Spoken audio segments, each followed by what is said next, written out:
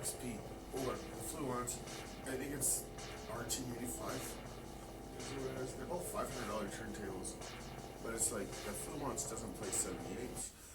I only have a few RCA Victor, whatever 78s that I don't even know. It's like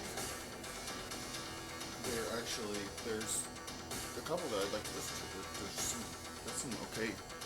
Most of I've got like literally 3 or 4, and I think one of them looks interesting, and the rest of them are all like baby things, you know, like little kids stuff, like nursery rhyme things, like put records on for your kids and maybe they'll shut up stuff, you know. Got a whole bunch of like children's stuff like that where it's like it's all those Disney records. It's like the people who think the Disney VHS collections. It's like I got the record collection of those people. It's weird, but one of them's like some blues and stuff. But it'd be nice to pick up others and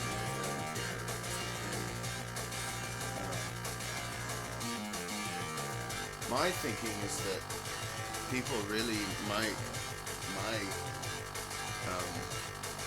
start producing more 78s. It would be cool if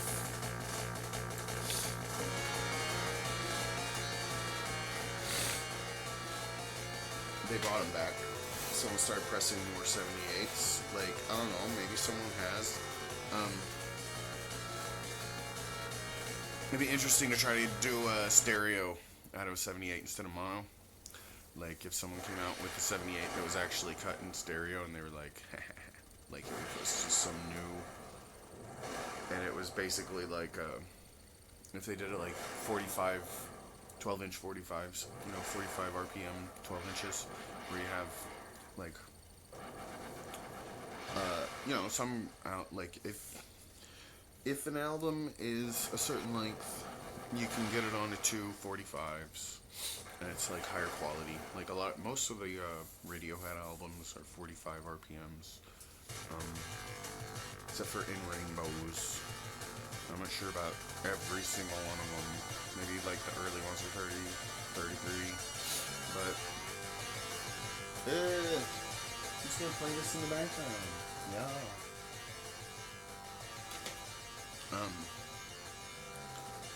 But if you did the same thing with 78 RPMs and it was like more like a single, an actual single, but it was on a 12-inch and it was a 78 and it was in stereo and it was even higher resolution, that'd be pretty cool. Like a quad that turns in 78, or if you cut Dolby Surround into a record, instead of doing quad in any way, if they just would cut total stereo into it with some modifications to make it better on vinyl, but then turn it at 78, that's kind of where I think that's where Dolby was kind of coming out of, like that's when they stopped using records for that and they came out with 8 tracks and shit, because they were putting it on like acetate, not shellac. It's like and it was like dangerous or something. So no, this isn't gonna explode. But plastic explosives.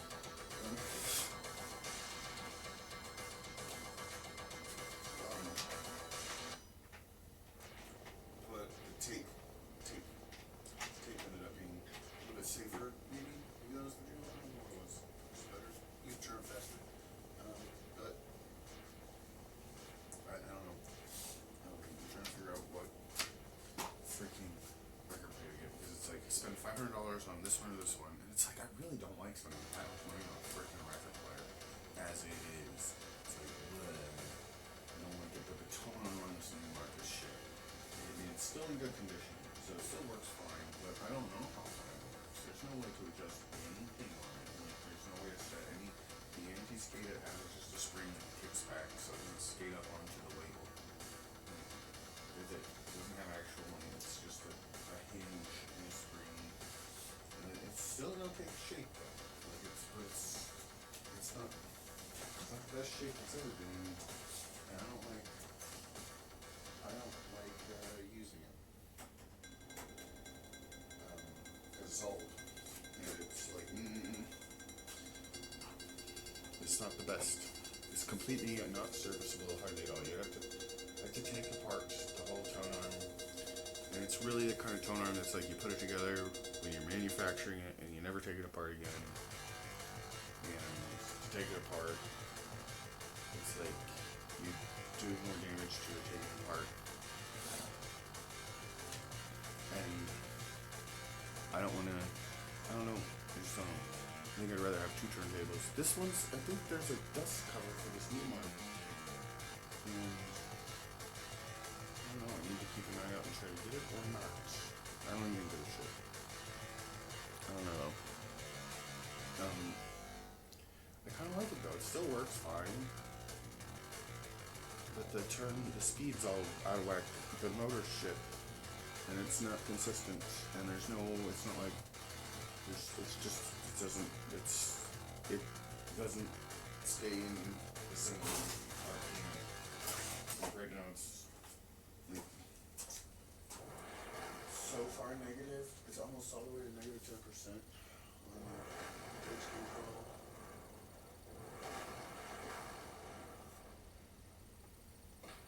But it's still nothing good. It's still in good shape. I'd still put a record on it, but I just don't feel like I just got a new stylus for it, or a new cartridge.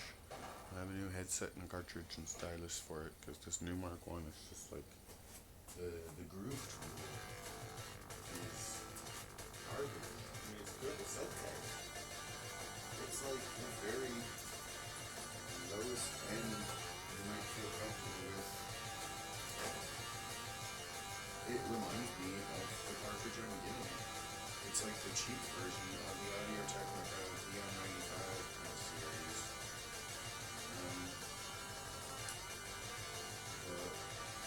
Or it's kind of like whatever.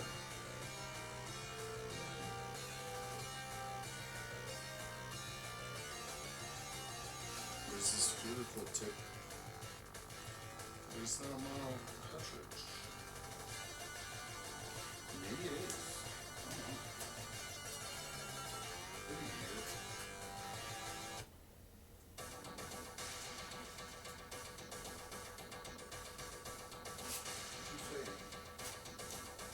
What's it say? It's a groove tool.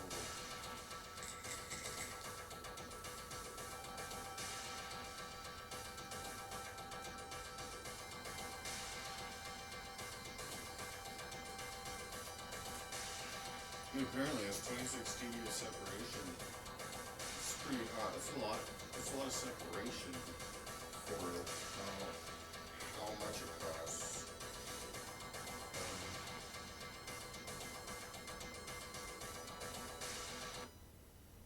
But it's a spherical diamond tip. It doesn't say anything about anything, whether it's a mono or stereo. I'm fairly certain it's stereo. I don't know.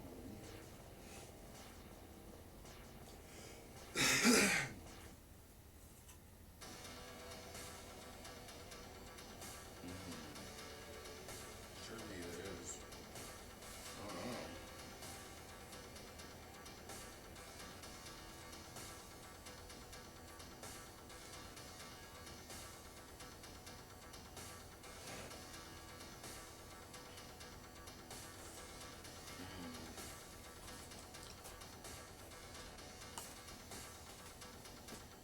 So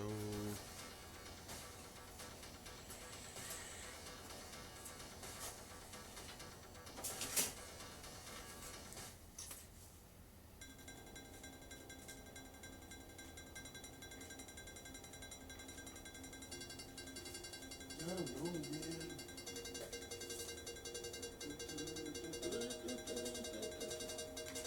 Where did I put the controller?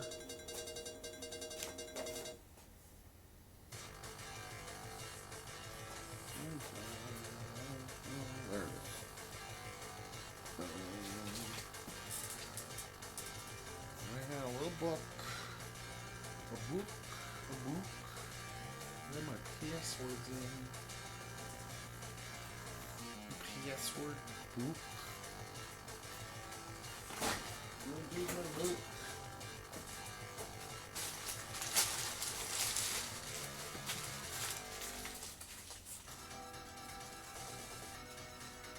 Where is it?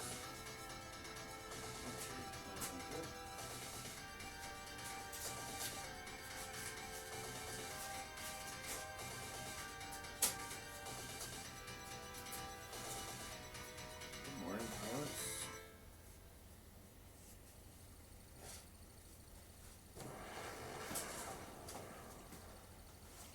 Blow up the news van.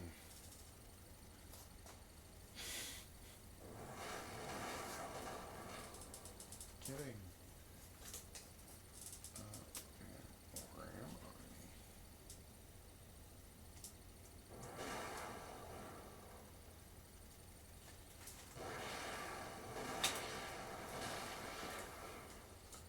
Ugh.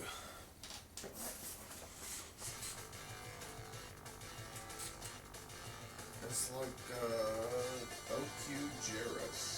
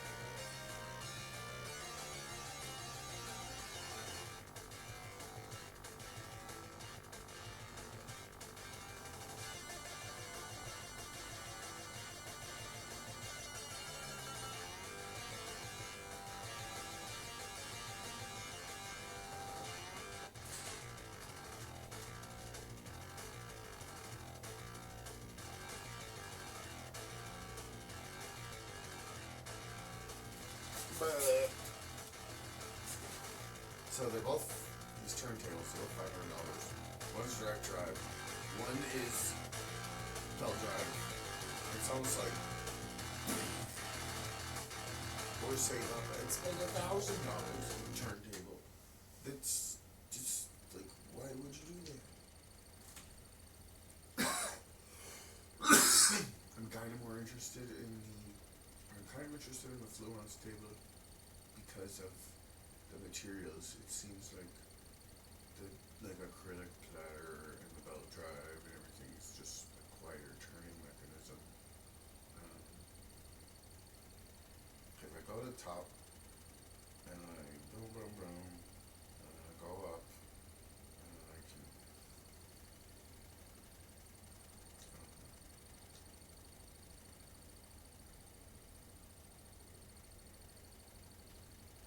jailbreaks, then the power station, then the chemical plant. So jailbreaks, then the power station, then the chemical plant.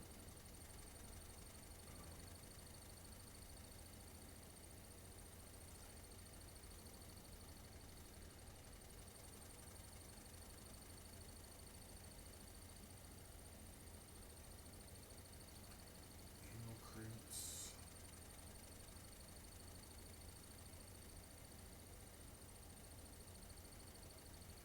Okay, whatever. I'm just gonna go to north.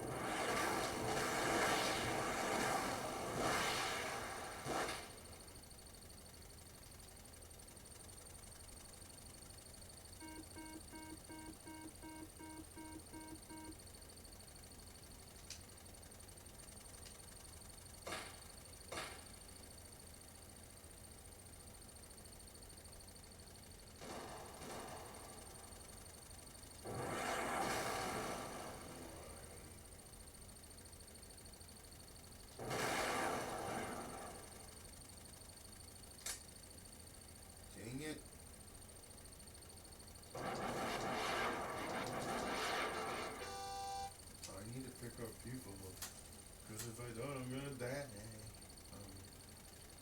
Ammo crates.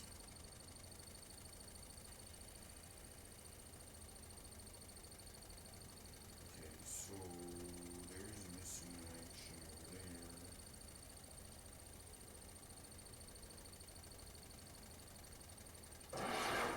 Shoot. Is that ammo crate on the map? It is. I really don't need it yet.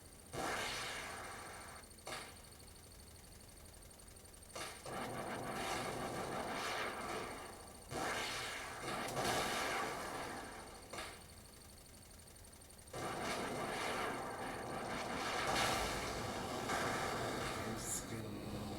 I don't know if I like this controller.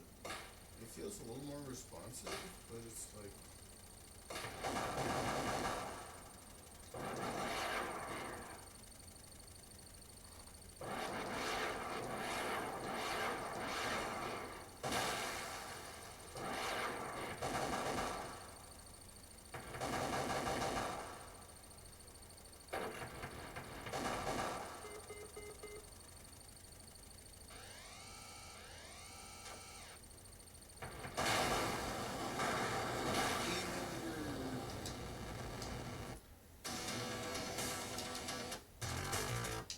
Um, Shiny ways.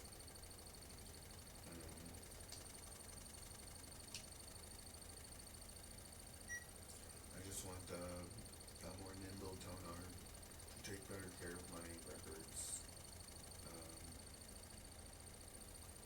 It has more adjustments, like being able to level it up and down, raise and lower it, and have actual anti-skate, and yeah, all the.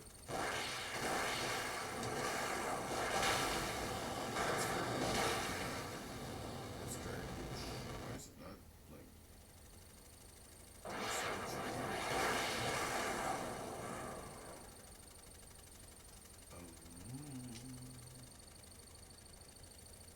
It's like overly touchy almost. I still wanted to get the joystick working. I don't know, but I want to get some extension cable. It's just not wanting.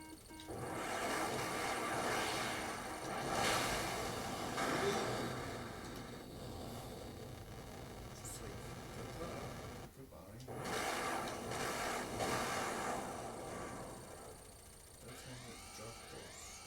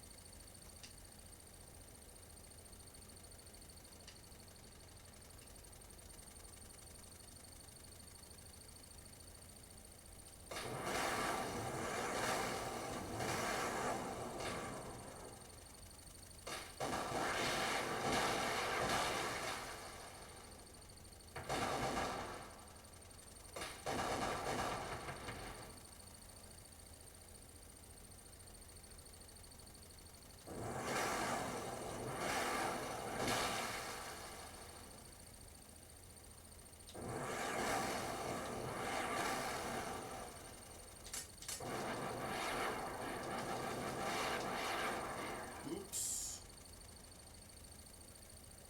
I killed one of the political prisoners. My bad. It was this one. He was just right there.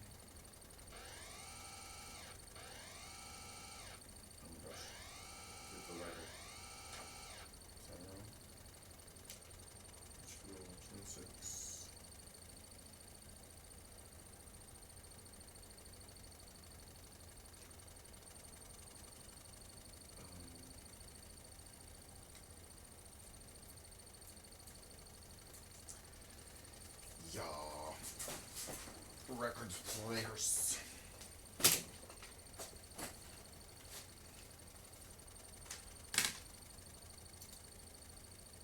Let them do.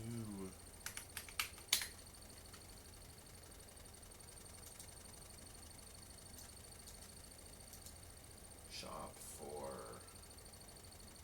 vinyl sale pre-order. Lo-fi electronics. Yeah, see, their turntables are like almost $2,000.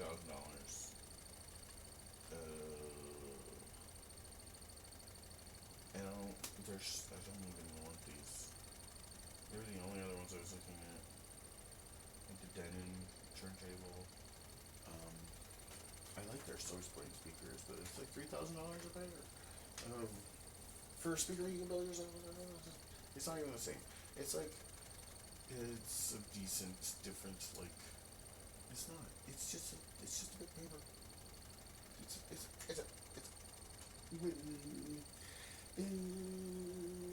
a freaking. You can debate. It's debatable whether it's just. Isn't it like a 1 inch to it? It's a 1.25 inch soft dome. So like the soft dome's really big, and they roll off like at 15K. The source points from what I've seen, which is fine. I think that it's actually like it gives you a reason to get the super tweeters. Like if you have this really great like speaker that goes all the way from the sub bass to 15K and starts to roll off, and then you can put a super tweeter on it to go all the way up to like 30 or wherever you care to go. But like to have the harmonics covered and to not cross over at a weird spot, because it's like nobody ever crosses over to a super tweeter, and it's like where is the right place to cross over to a super tweeter if you're not, so like the source points kind of, I expect like people with records go crazy about super tweeters because of, it's not about, I don't think it's it's not like the signal, it's all about the playback. It's like the sound the record makes, the tracking noise and everything, and like being able to hear the freaking stylus, like a bzzz. Not even, it's not a buzzing noise, I don't know what it is, but like there might be something there about that. I don't know, I don't have a super tweeter to like say there is or isn't. I'm looking at this shit, if I could actually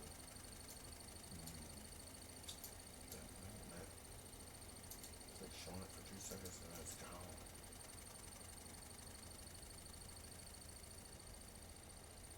Where's the other one? Why is this? Remove. Yes. Remove. Yes.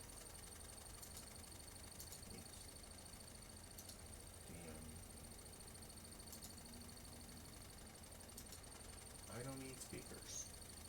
I was actually thinking about making something with like 8 or 10 or 12 inch paper concentric pro woofers, like bass guitar woofers, but they, like for a bass guitar amp, like if you had a guitar, even not a bass guitar, but they have these, it's like, it's not a horn at all, like, and that's the point, is with like immersive audio settings or setups, it's kind of really easy for people to build their own speakers now, because all you really need is like cube concentrics. So you can get like a Dayton Audio 12 inch, anything. It's probably better off to get an 8 inch concentric driver. The 12 inches are so big, they don't match too well in a home setting. I don't know, like 8 inch with a like whatever tweeter. There's really only like a few different types of tweeters that actually extend all the way up to 20,000+ from where you're going to be crossing over, and they're all good. They would like whichever one you want. Like, I mean they're decent, but just have this basic two-way cube concentric that is sensitive enough and not horn loaded. Like, there's normally that concentric driver in the middle is going to be like a horn they do this kind of horn loading thing with it, but if there's a certain kind that it's like minimal, and mostly it's just like a waveguide. But I don't know if that's what you want to do. I just don't. Um, I don't know. I think I'm just gonna get more 3.0. As far as speakers go, the end game is just getting more JBL monitors. Just get the exact same monitors. I need to get 6 more JBL 305 monitors, and then I'll have JBL 305s. Even though it'll be like split, I'll have 5 of the first gen and 6 of the second gen. And I'm kind of debating whether or not I actually want to get. I was thinking about getting the 8-inch just for the center channel. Like, or the 6 or the 8, but I think it just makes more sense to go ahead and get. I already have the center channel. It just might. It's one of the 305s. It's been my center channel all these years. It's still going strong. It's actually like the best measuring of all of them. I think probably seems that way. I don't know. Just because of where it is.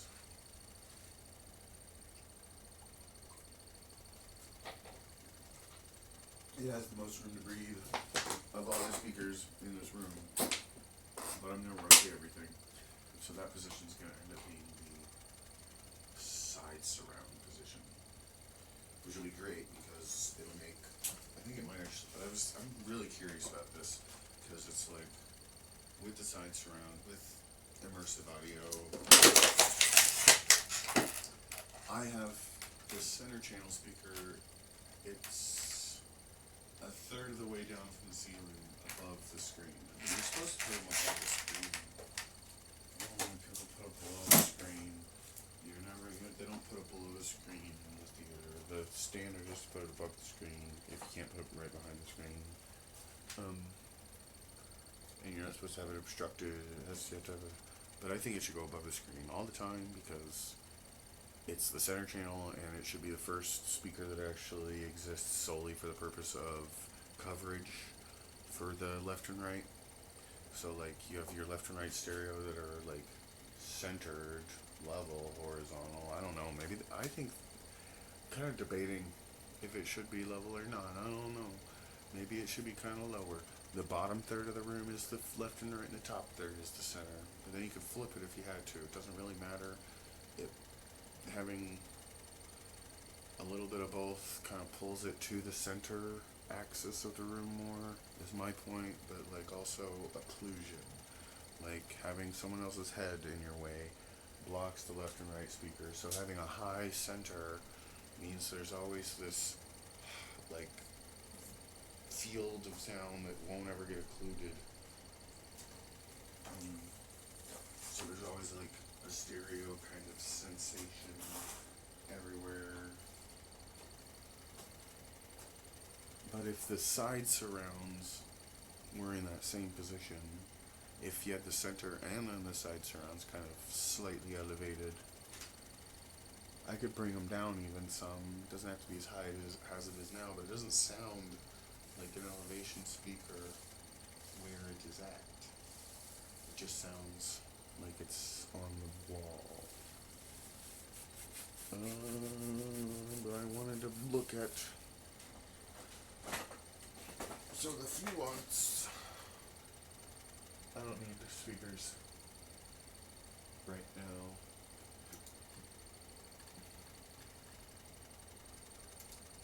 Audio Technica. They're the same. It's like the same shit. I don't even want to look at it anymore because I know exactly what the differences are. There's just no other.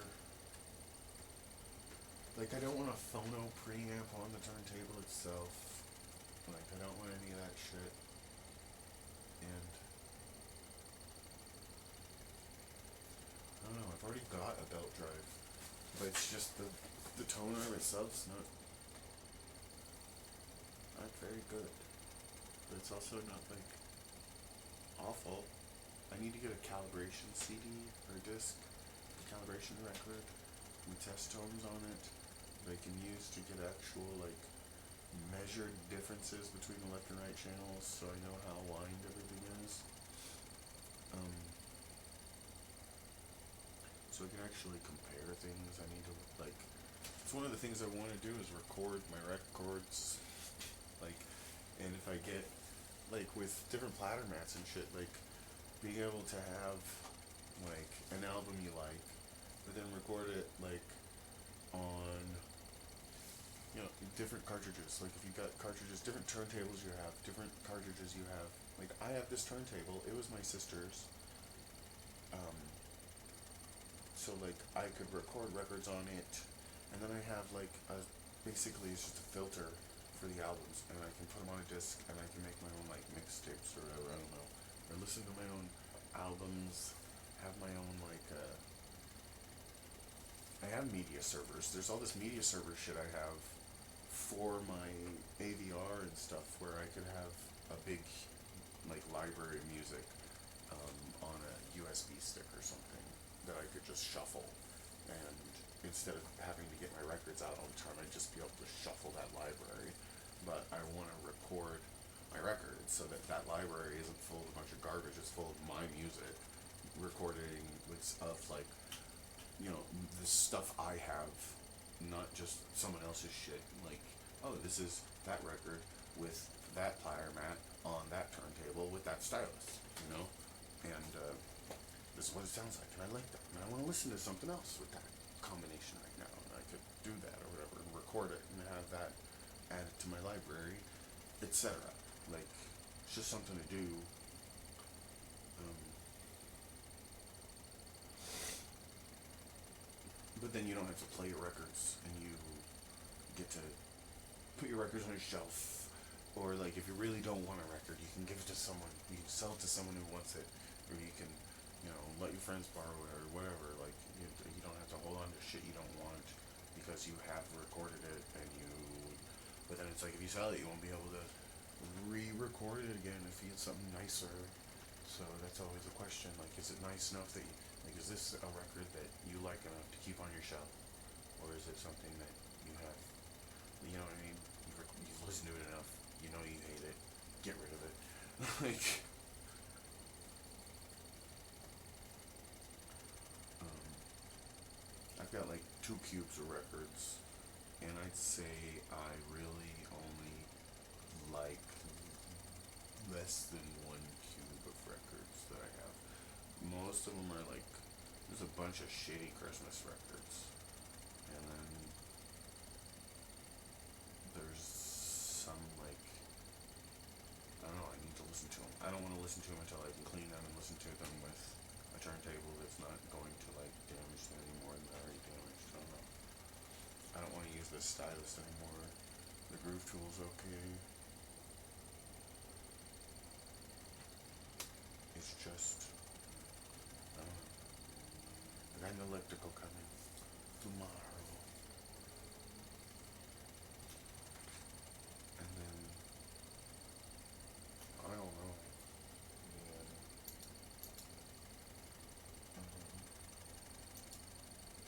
I kind of want to listen to the elliptical for a while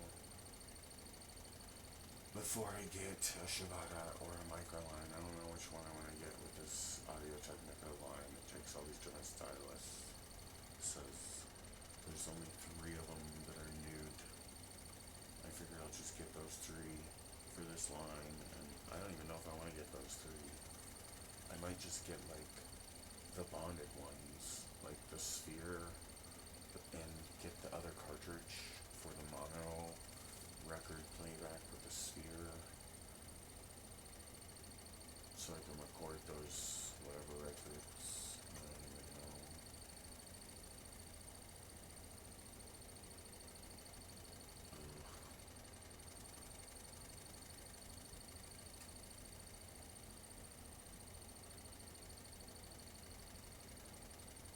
Those other things is like there's platter mats I wanted to get for recording albums, and recording albums I wanted to get a 32-bit audio interface to plug like this microphone into and another microphone into, to be able to like plug the actual monitoring headphone out signal into a interface to get instant like monitoring of both of these microphones. I mean, I only have one plugged in right now, but I can't like use a lapel or anything because I don't have fast enough anything to have monitoring and delay free mics, because I just have a bunch of different USB interfaces and they time up alright, like, but it only in at the end, like, digitally all the clocks are in sync, everything will be in sync, but it won't be in sync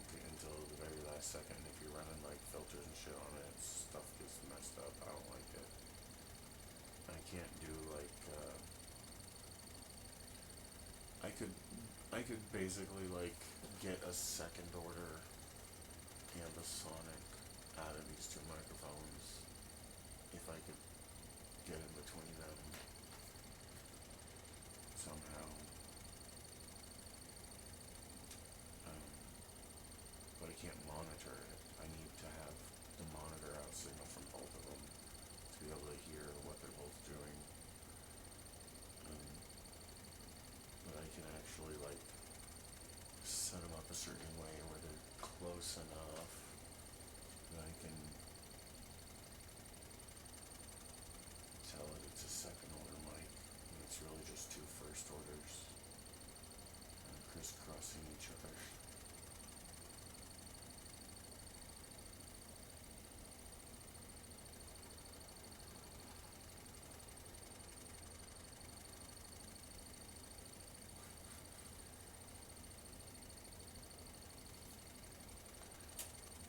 But I don't know if I want the Fluence turntable. I want them both, but I don't know which one to get.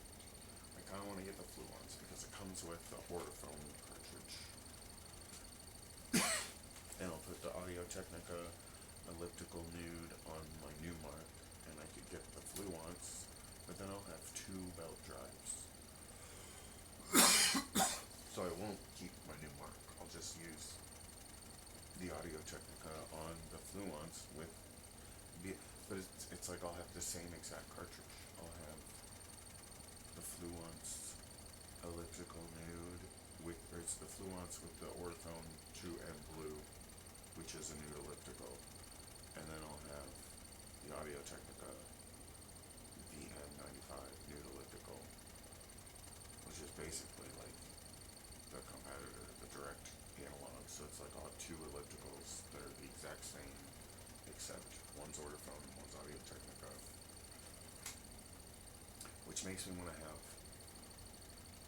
the Audio-Technica table and I don't even want the, I don't know, belt drive or not, metal or acrylic, bamboo or whatever the 140 is. See, the RT85 bamboo's the one I want. I want the bamboo.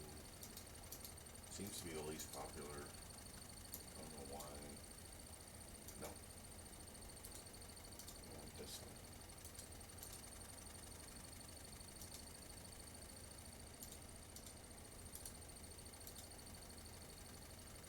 Save. Open.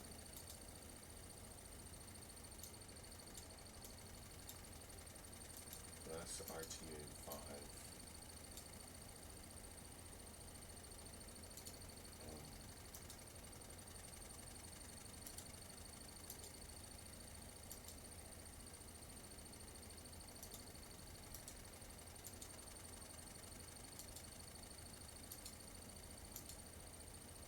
And they're like the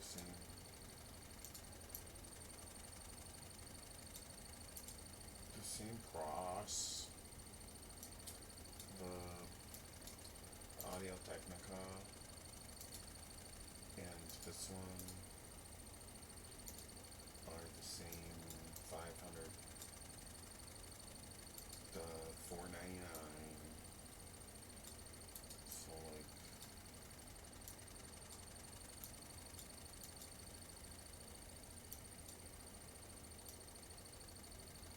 how do I get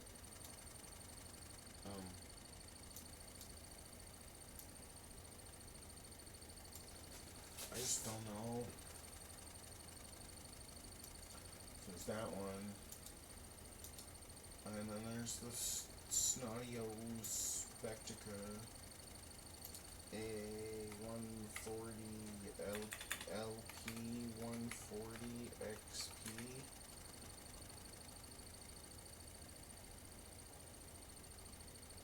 Now this one spins, hardly anybody has 78s. I don't have hardly any 78.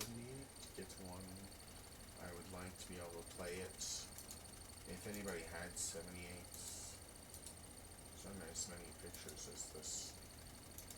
Not as many pictures to choose from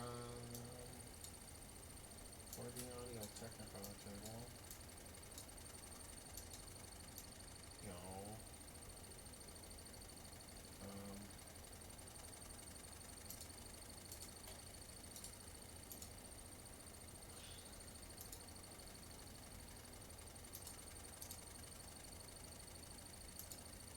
And this one I actually do kind of want this one more. This is the one I think I might actually get just because it's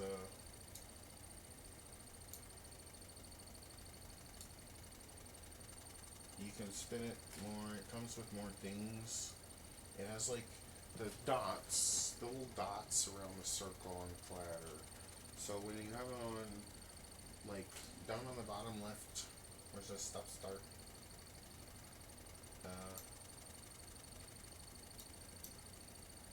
When you have it on like 33 RPMs, there's this little light, there's a strobe light, and it'll blink, and it tells you like the bigger circles, like there's one ring of circles that those circles are like bigger. That's the ring that's supposed to sit still. So if it's on 33 RPMs, that little strobe light blinks at a certain rate so that ring of circles sits still right in front of the strobe light.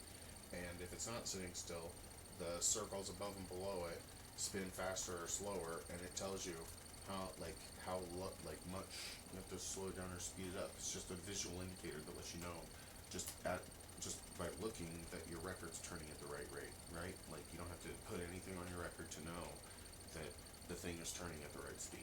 It's just a reassuring thing. Like, okay, it's turning at the right speed. I know it's turning at the right speed. As long as that circle isn't moving, it's turning at the right speed. So that is something that I want that the Fluence doesn't have. The Fluence just is like, trust me. Just trust me. I'm turning at the right speed. Just trust me. There's no way to tell. You can use a wow meter. I have this that you can use your cell phone. You get an RPM thing. You just set it on. I've got an iron. It's like a lightly magnetic. It barely holds magnets. But like I can put my phone on it and it won't fall off. And to measure the RPMs of the platter. But there's no way to like adjust it if it's not dead on the Fluence. There's no pitch control in this thing. But it looks so good. Right? It looks so pretty, but there's no way to like fix it or even know if it needs to be fixed. Which is why I think I'll end up getting the Audio Technica. Because it's so pretty, right? It's so pretty. So pretty. Why am I every single one of these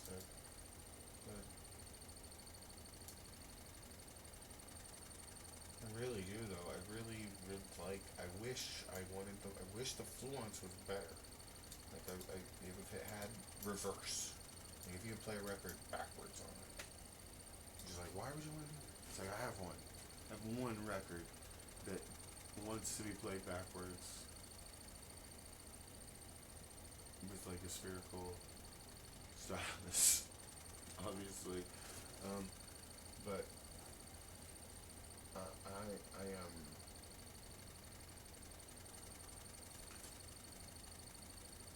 it work? Should.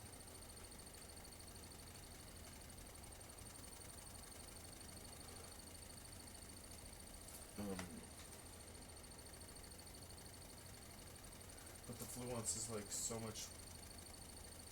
It's just the better turntable as far as like if you just wanted to listen to music. And it comes with this other cartridge that's so much better it's like I just don't there's no way to check. There's servo motor with 0.07% wow and flutter. 0.07% wow and flutter. Point zero, like it's just that's what it's so okay. How do you no pitch adjustments? Never. I really like having pitch adjustments. Is that bad? I just kind of thought that was supposed to be there. Like, how do you know? What if the pitch is wrong? What if something's wrong?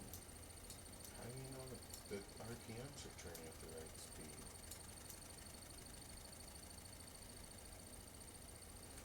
It's not like, I just don't know. And the acrylic bladder, everything about this turntable I want, but it's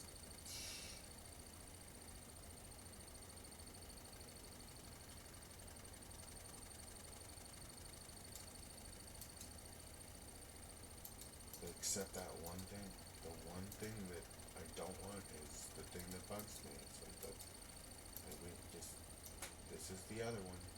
This is the other one. Here's the other one. And it sucks because it's like it's just a turntable. They're both going like I think the thing that bugs me the most about the Audio Technica shouldn't. I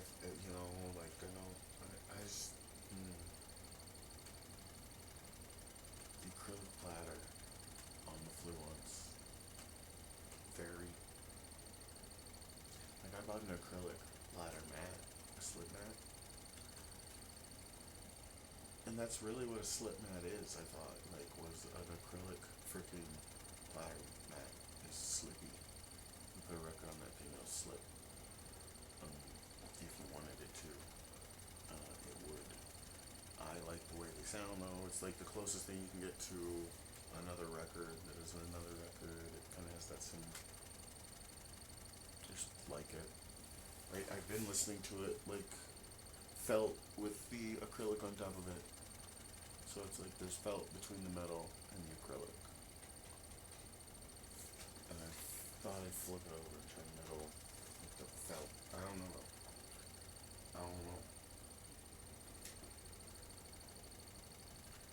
The whole blank acrylic, nothing at all acrylic. That's just like I want that. It might be worth it. Or metal's good too. I just don't know here again.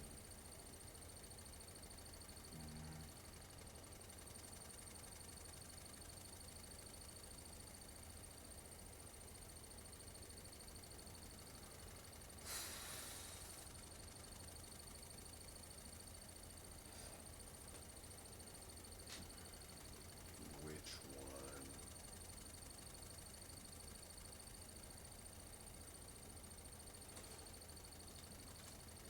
I'm gonna look for another one.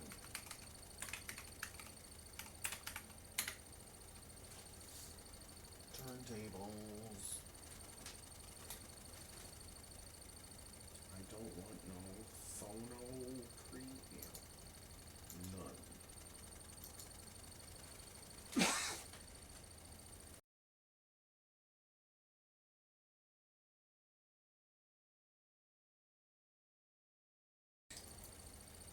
Oops.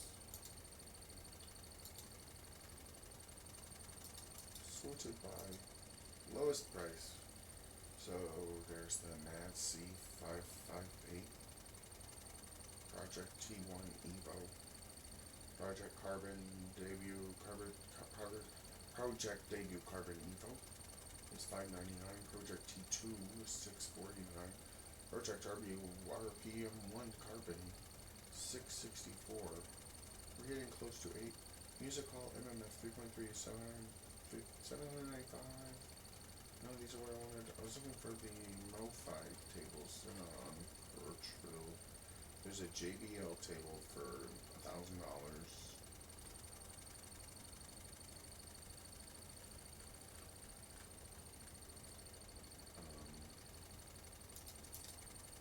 The Denon DP3000NE is $2,499.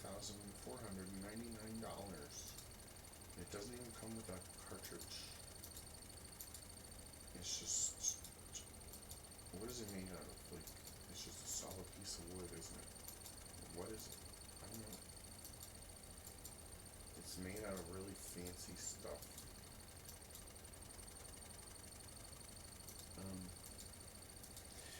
See, like, the way it looks, like, I kind of want to get a Marantz at, right now. It looks like by the time I actually get everything, like, because if I'm getting these powered monitors that take XLR cable, right now I'm using Denon that has an amp, and I can just gradually get rid of the powered speakers and replace them with, or unpowered passive, and replace them with the JBLs until I have all of the same speaker. But then they're all unbalanced. Not that that really matters much at like less than 50 feet runs a cable.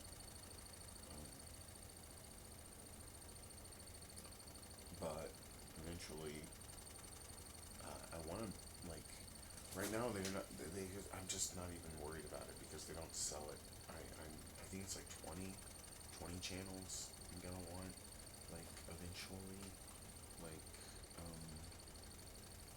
to be able to do like a third order dome of speakers, basically, like,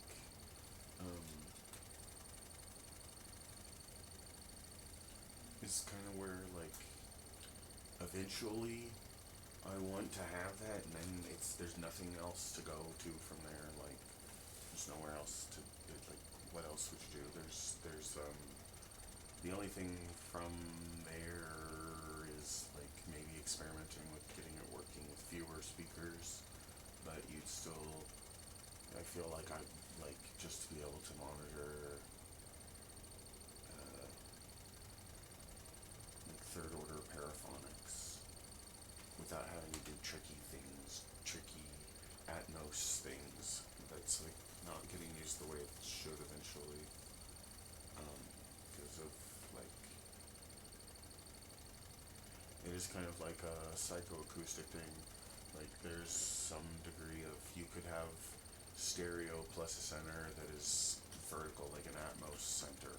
Like, they could start, instead of having the center channel be the center channel, they, like, there are a lot of situations where it's like, you don't really have good options for a center channel, but if you put it in the rear, aimed at the ceiling, and made it an Atmos channel, but knowingly it was center, like an omnidirectional center that comes from above instead of in front of you, but is still like mixed to, like, with the LFE being self-aware that you have this sound that's supposed to sound like it's coming from above.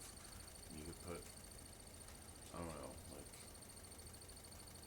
I just don't know. There's so many,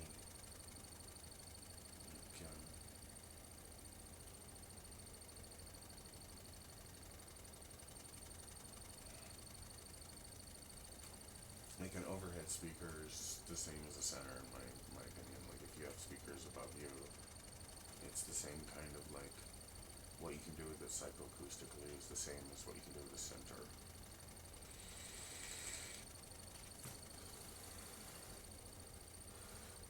Like, especially if it's like right over your head. Like,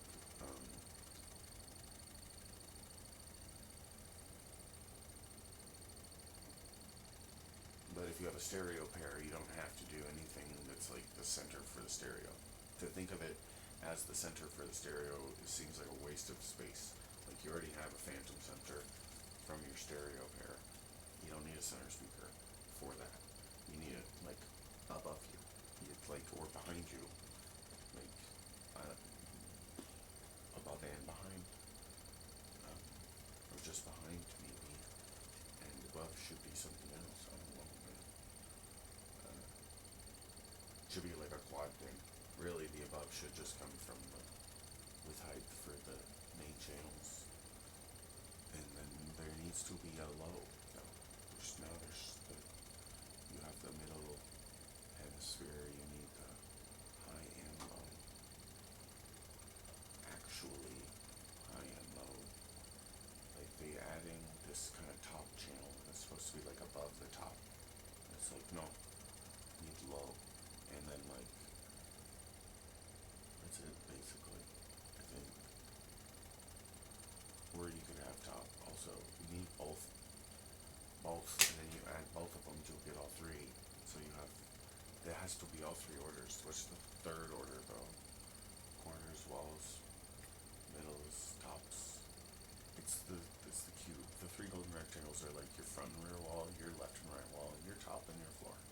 Your ceiling and your floor. Ceiling and your floor. Your left and your right wall. They're the same shape. The left wall is the same shape as the right wall. The front wall is the same shape as the rear wall. The top wall is the same shape as the floor. Um,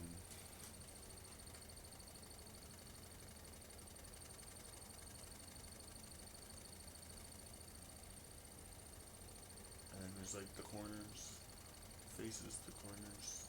I guess there's like the edge corners, like the long corners that are like the nooks. And then there's the actual corners that are like where the three lines come together. And there's 6 of those. And they're the corners. Those are like the oblique corners. And, or like, and then you have the tangential corners, which are the nooks, which are just two walls where two walls meet. Or is it? Is there one more? Is that? That's not. I guess that's axial. Axial modes are like the front, like the spans though. Like from the front to the rear. From the front to the rear. Like there is no corner. It is the space between the front and the rear. Just the axial modes. And then like the tangents are when it starts bouncing from like the front wall to the top wall. And there's that nook there that goes all the way across the front. And then when it bounces off threes, it goes oblique. And that when you can get it to reliably bounce off of like an oblique mode, it sounds crazy. Like it sounds oblique. It sounds like it's coming from everywhere. And that's what the Atmos speakers do. They use the nooks and the corners on your ceiling because there's nothing on the ceiling. It's all just completely empty. So it all just echoes and it sounds like it's coming from everywhere.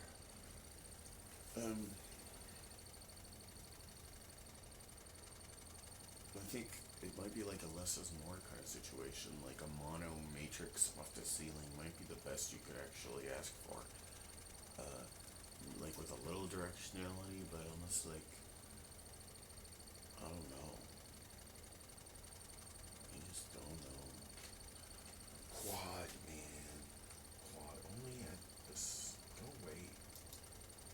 I don't want a $3,000 turntable.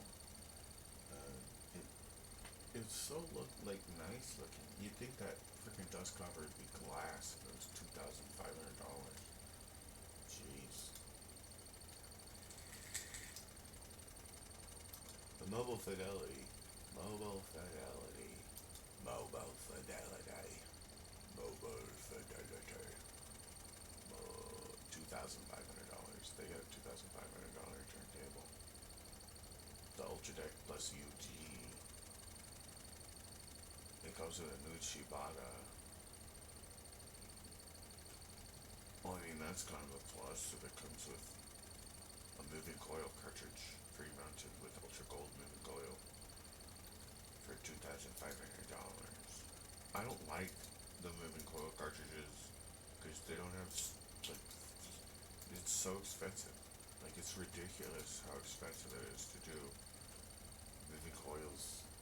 Like, it would have, if something goes wrong, like, I don't, $150,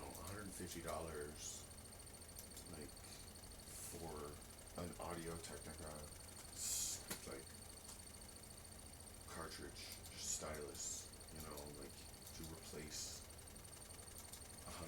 they're like $100 to $150 for that VM95 line. To replace it's just a stylus. But then with moving coils, you gotta replace the whole freaking. I guess you can send them back. You can send them off and get them re-tipped. So I don't know if Audio Technica actually, like if anybody actually does that. Like you can send your cartridges back to Audio Technica and pay them $200 or whatever, just reservice them and get them working again. Or if they just send you back like a new one, like you send them yours and pay them and they send you a replacement, or I don't know if Audio Technica does that. I don't know what the deal is, or if anybody does. Like, but that's why I don't want to get a moving coil, because they're expensive, even more expensive, and I don't like it. No.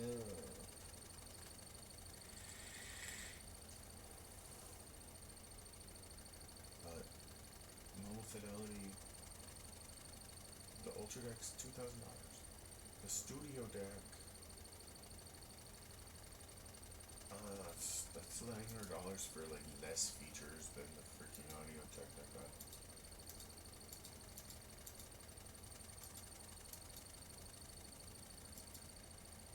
But again, it's like, ooh, it's so nice. Look at that belt. I bet it's like the only people that make that belt that's gonna work is the MoFi, and it costs. How much does that belt cost? I don't even want to look at this anymore. The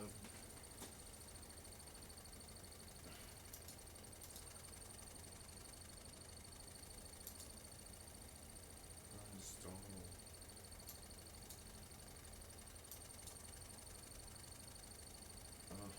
Which one to get? Which one to get? I'm thinking the Audio Technica is really the only option. Or the Fluence is also quite a good one. Which is better? I don't know. Did I put that Mountain Dew up? Or did I drink it all?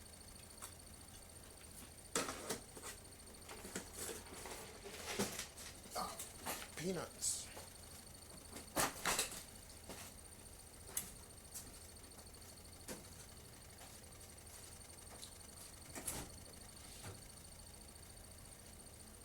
Drink it all. I remember.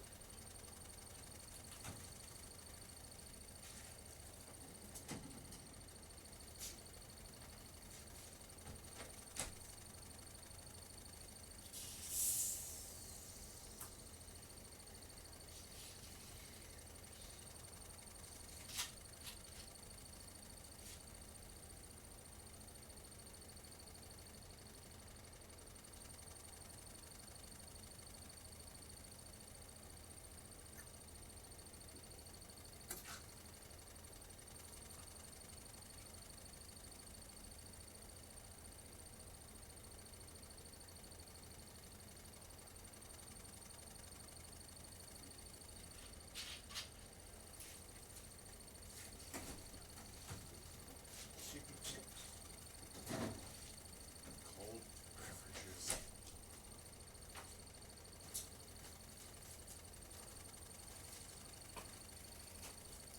I was pretty like, every time I start this discussion with myself, it devolves into. Ugh.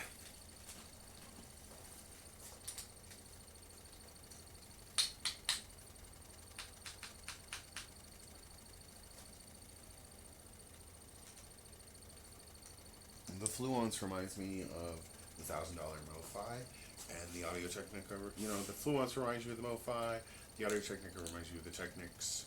They're like it's like, why would you pay any more than $500 to get the quality? Like, but it's not like the MoFi at all. The belt's completely different, but it's like a plastic platter, plastic or metal. I have a metal platter with an acrylic slip mat. It's whatever. It's a freaking it's a turntable. It's still a turntable. It's not like it's gonna magically make it a different freaking medium. It's just an acrylic platter. But I've never.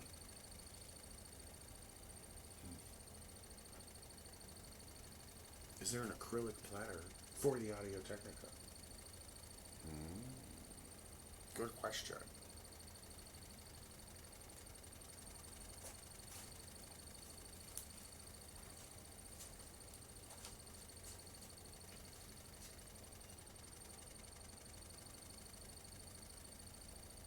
For real, this new mark is still just like fine.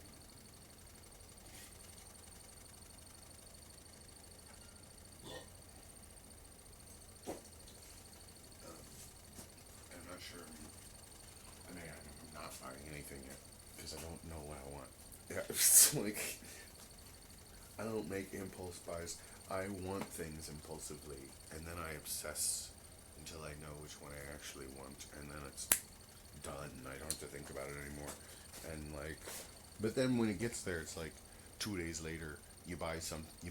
2 days later, something new comes out. It's like they were waiting for a decade for you to buy the last one, and then there comes a new one.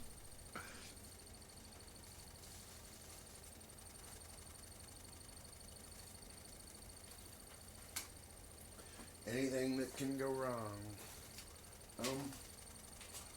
Okay, so the helicopter game is.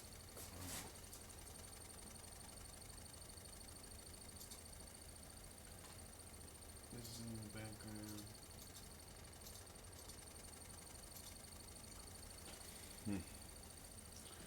Chopper-droppers. Helichopters. I destroyed the radar sites. I got 3 jailbreaks.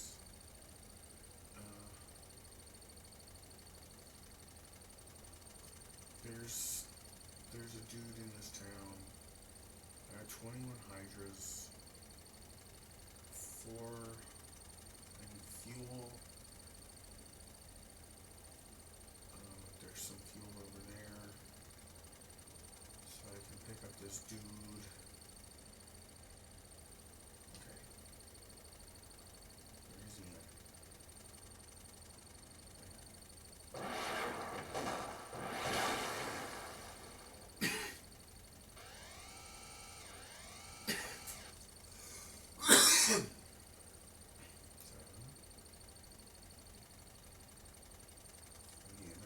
Nearby. Here.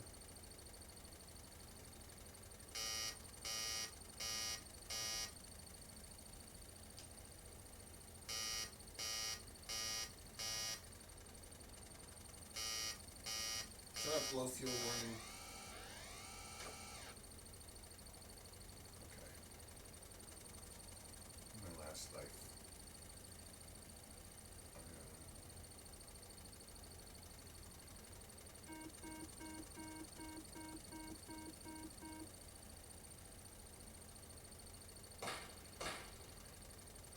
You.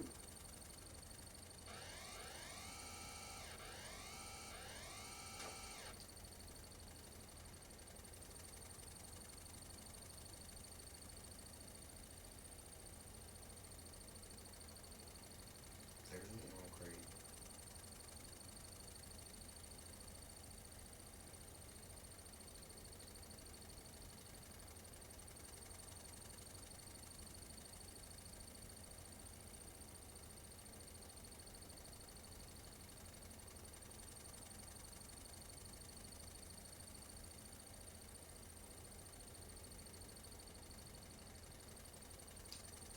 Let's go get the ammo crate.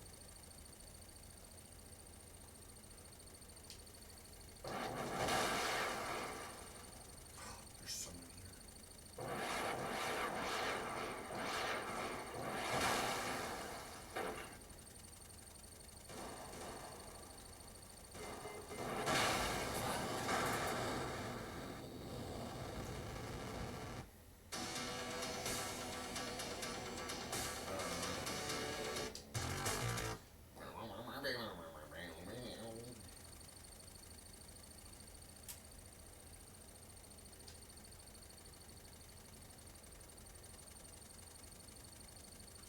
It's like,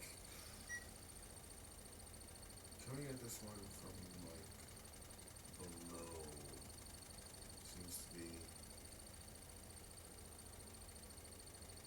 I have better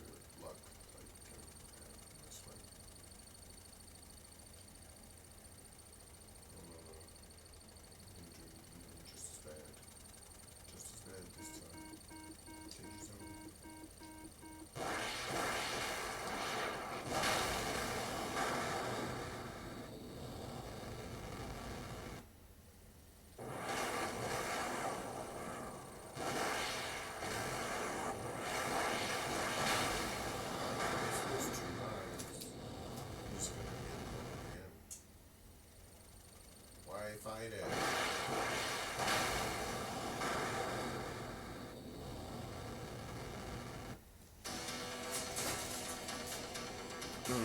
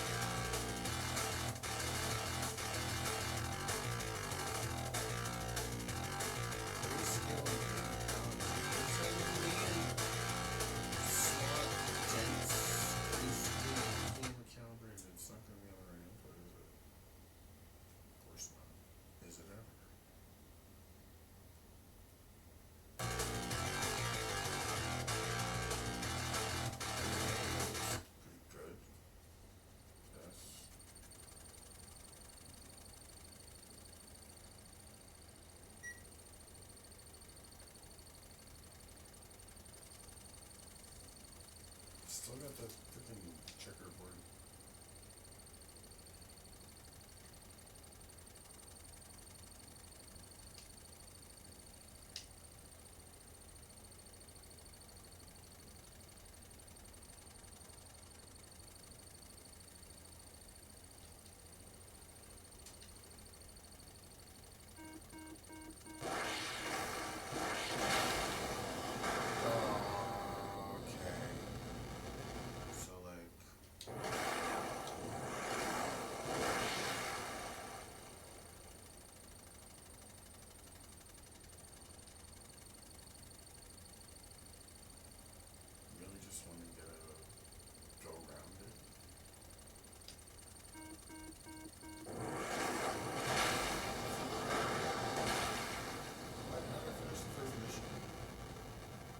Mission 1 complete.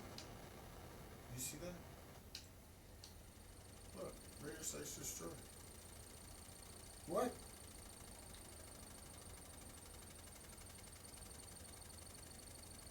Did you?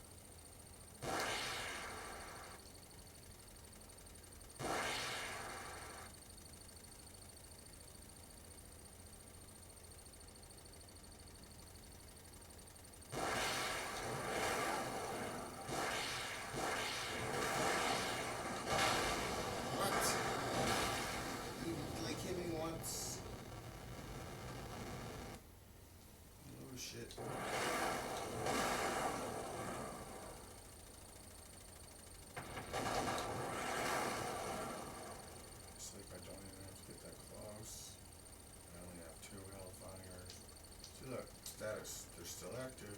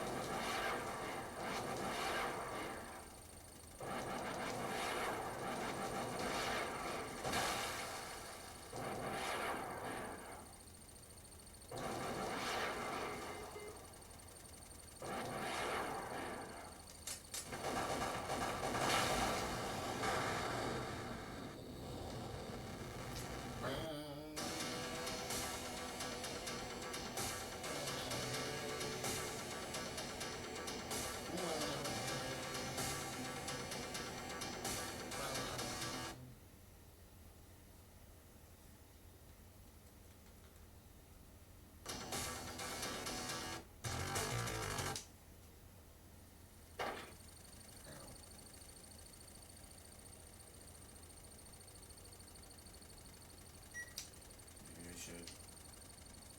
No.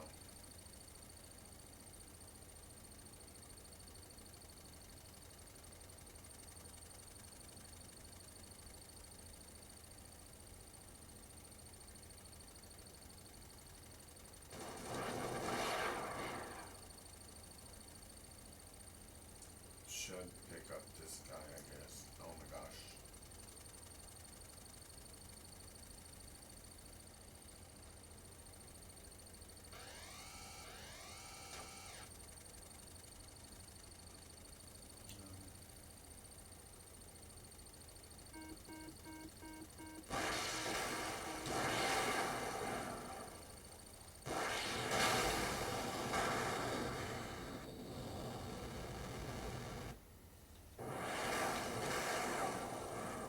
Why do they miss? Why do you miss? Every time, if I don't aim for you, I guess they're mine to shoot us, the rockets, but why don't they? Oh my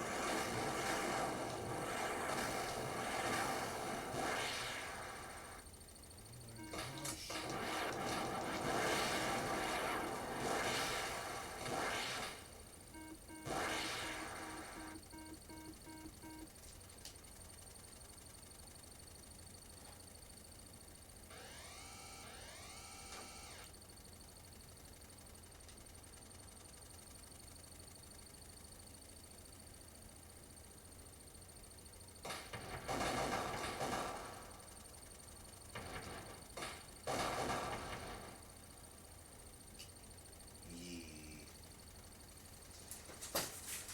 I like this controller. Different. It's not the best for this game. I kind of want to try that joystick. Feels like it'd be more fun. But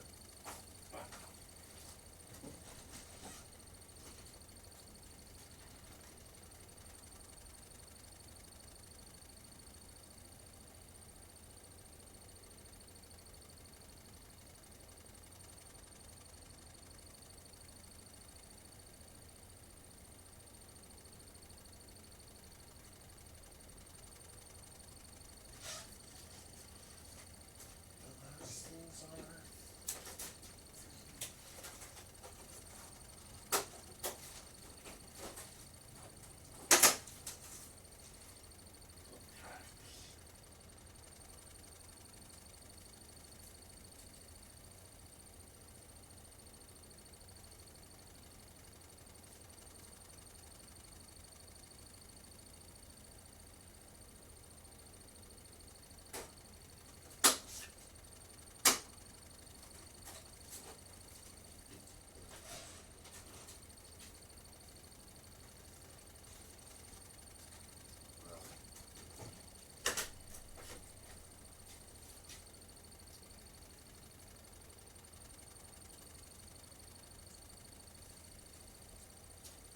Sega games.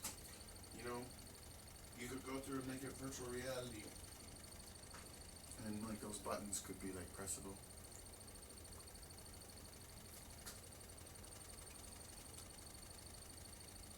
Um, and like the switches and the little knobs and stuff, and like all the gauges, like stuff you could do. I've ranted about this before. It's like stuff you could do to old games to remake them without remaking them, like to add to them without changing anything, except only adding. You know, like keep this game exactly the same, but make it like just like what this is the source. What could do? What can you do? Lots.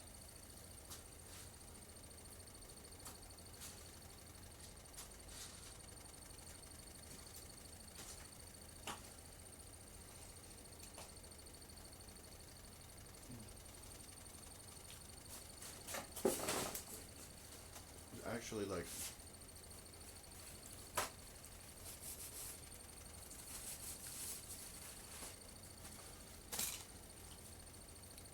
that program. It's like called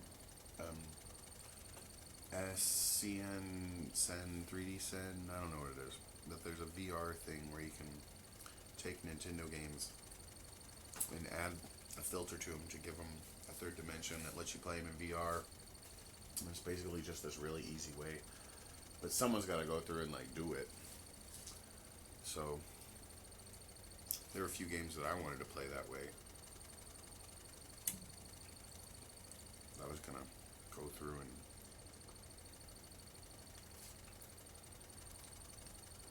do, but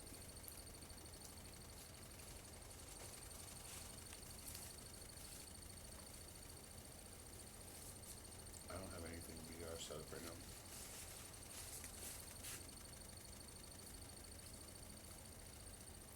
Still.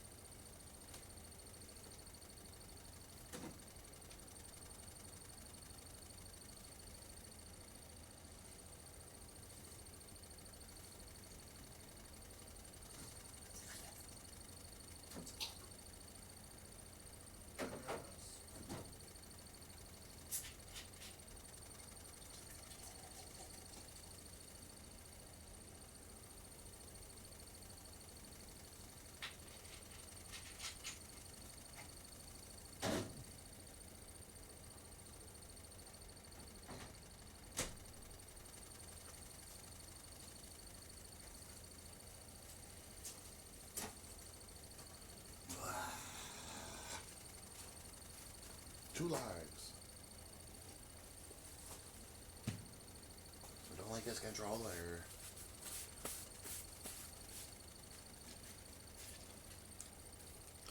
Compared to the other one. But I do like it, but I don't. It's like it's better in some ways and worse in others. I don't know, man.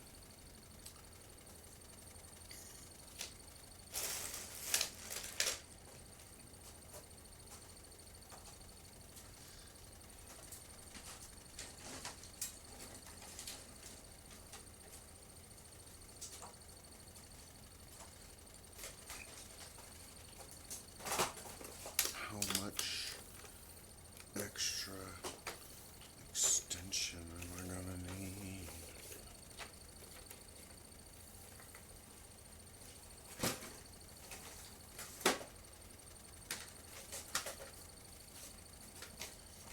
At least the 6 fits.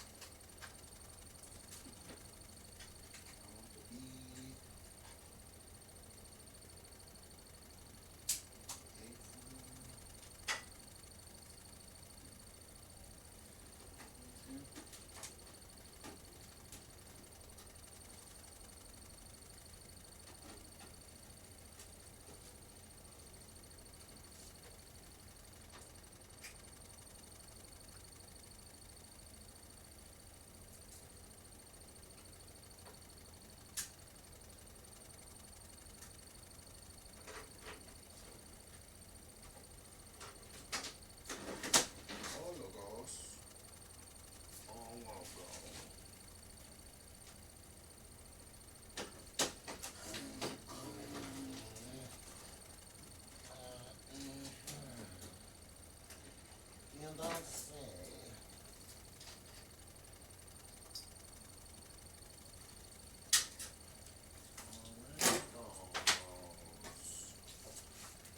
Which... To scheduler? Yes.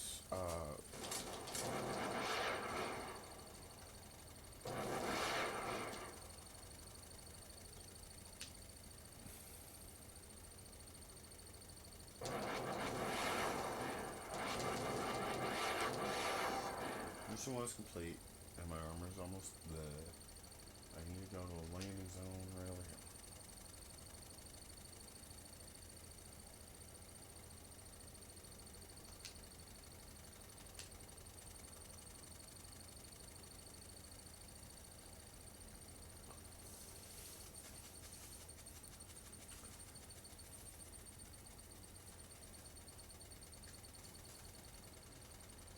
Where's fuel? I need that ammo crate.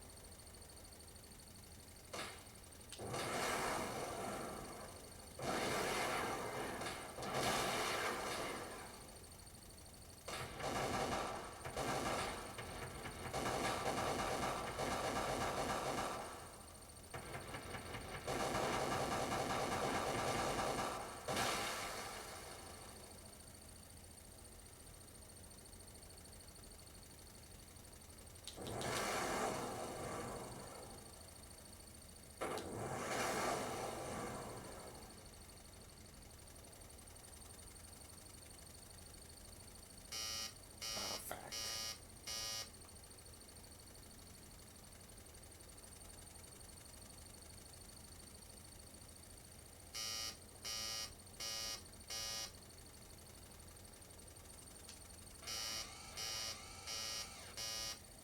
Fuck y'all, I need fuel.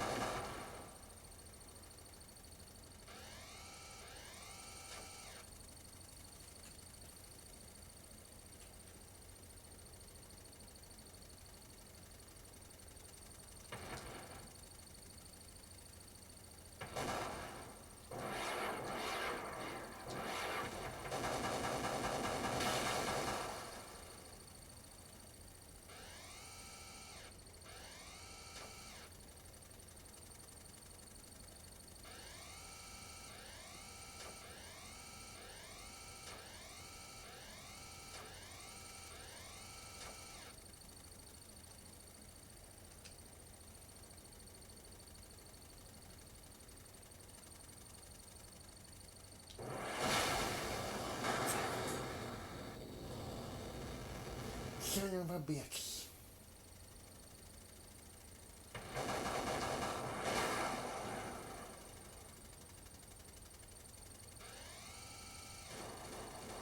No more room, my fucking ass. 6. Okay, so...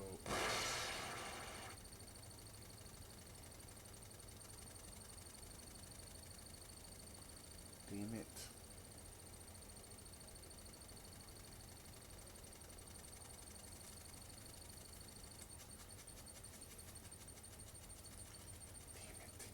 Damn it. Damn it.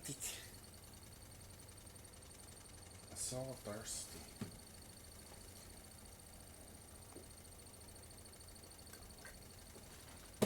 Ugh.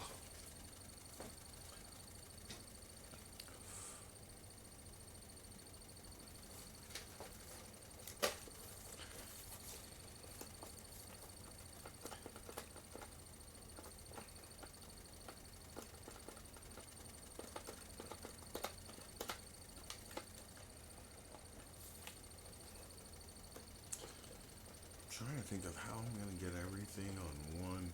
Like, I want to try to get everything.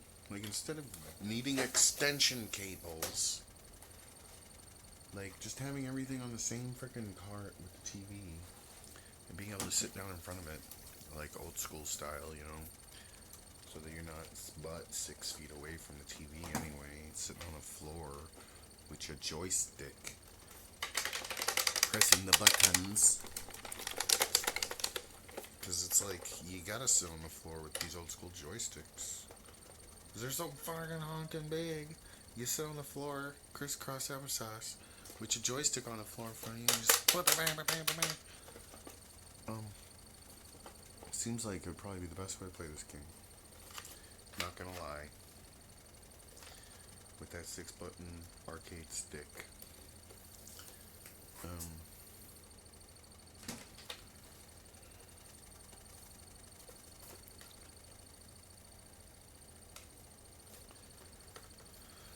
But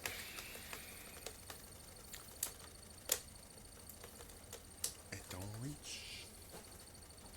It's too far away for me at the moment. So I'm just gonna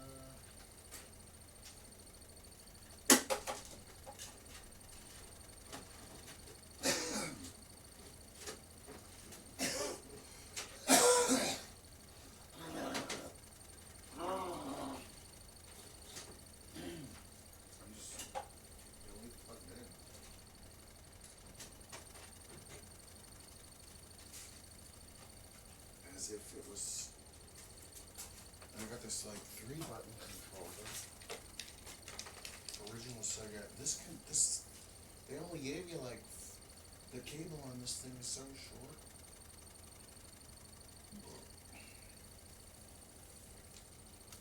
I know we've got extensions somewhere. Like, I don't think we threw them away or traded them or anything. I've still got the original like Sega extensions in the garage. The garage, or the shed, or the attic somewhere. They do exist.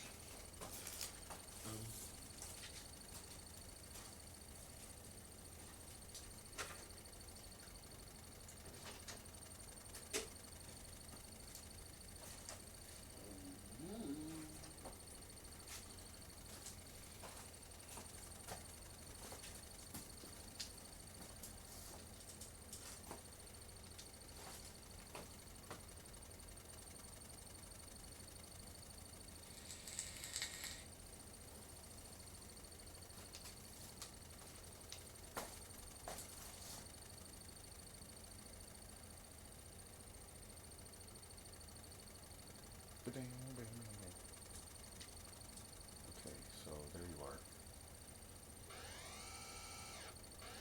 Yeah.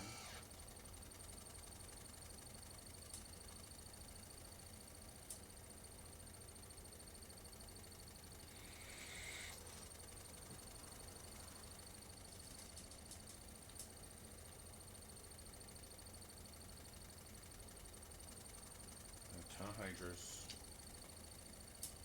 Suction choke with the hydras, and then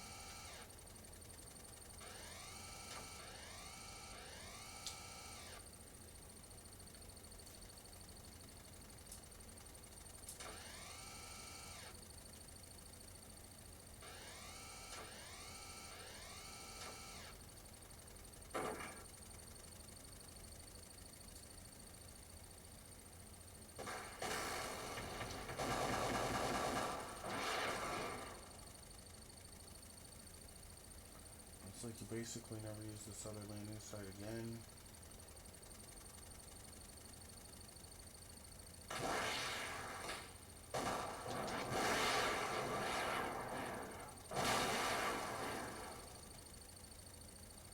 And there's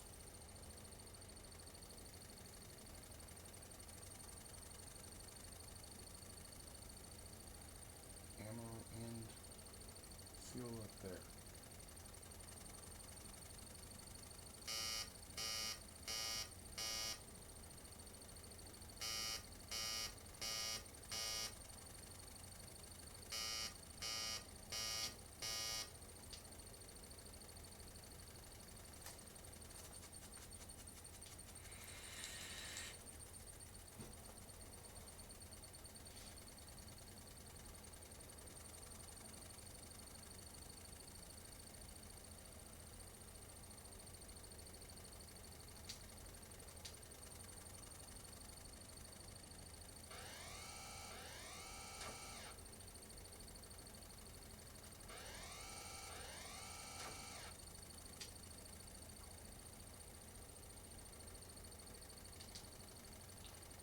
And then the jailbreaks, and then the power station.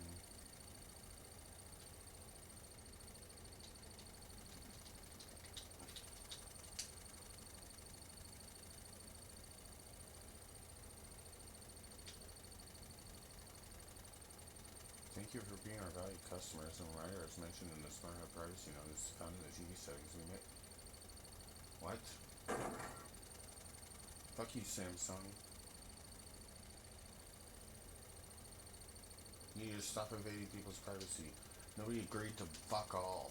You're a bunch of cocksucking fraudulent assholes if you think like making people sign some frickin' like fraudulent agreement in like frickin' what is the right word? It is duress and like the TV you just spent $300 on. If you don't click yes, you don't get to buy it. You don't get to use it. It's like a threat. That's like fucking fraud. That's like not okay. For anyone to do anything even remotely like that. To hold you hostage to the stuff you just bought. No. And stop.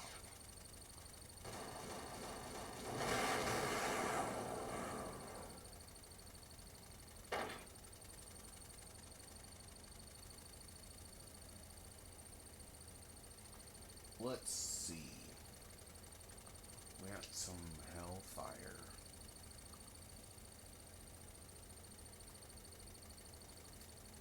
What is that?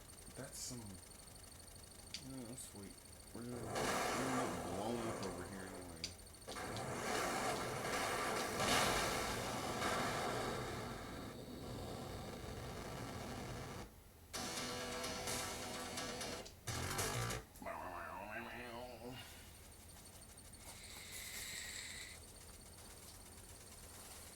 Like, there's no reason for them to need any information like that. You don't need to connect your television to the internet. Like, they need to stop releasing things before it's finished. Like, if the television was not fucking done, stop selling it.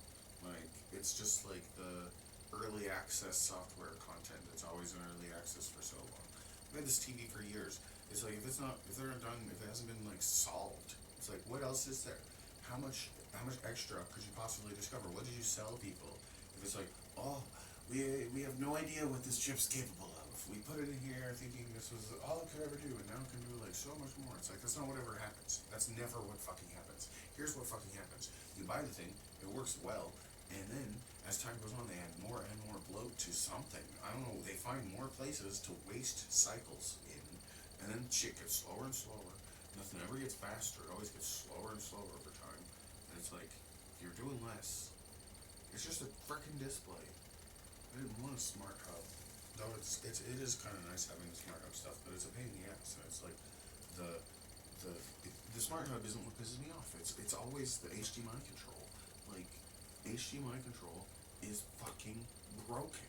Like, nobody has sat down and been like, let's actually use HDMI control. The people at the offices at the very top for the HDMI control, they've never sat down and actually used it.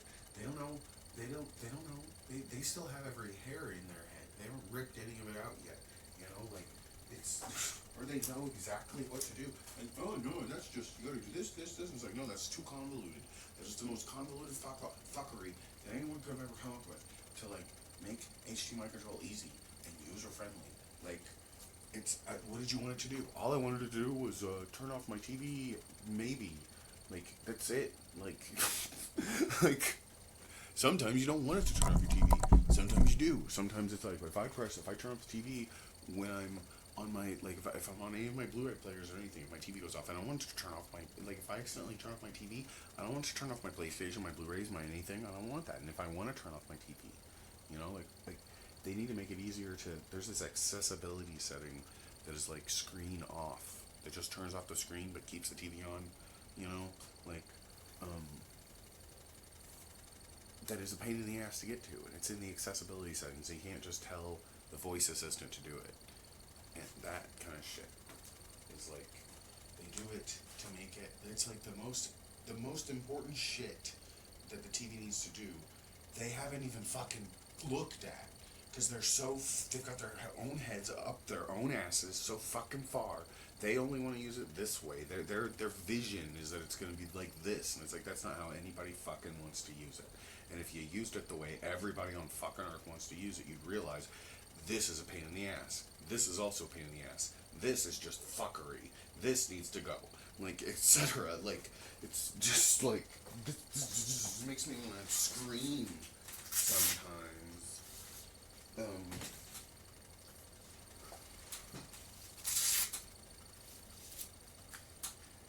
Of course, nothing's really bugging me right now. It's been working okay today, except for that notification.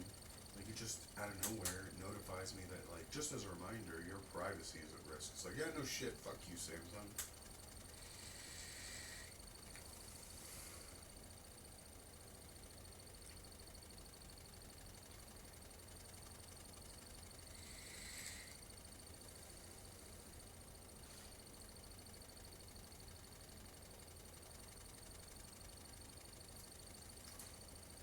Boo. So anyway, still, it's an okay TV. It's the first gen of OLEDs that they started remaking. They're good for the TVs. I wish they still made plasmas. It's kind of what I wanted. Like, I wanted a plasma. But now the OLEDs are, I guess, good enough. But it's like they had to go and fuck it up with their smart bull crap.